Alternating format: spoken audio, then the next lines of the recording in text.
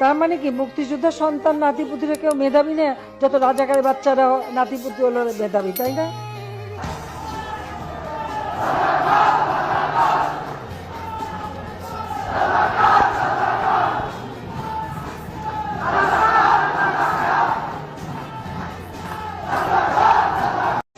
তার মানে কি মুক্তিযোদ্ধার সন্তান নাতিপুতিরা কেউ মেধাবী না, যত রাজাকারের বাচ্চারা নাতিপুতি হলো মেধাবী, তাই না?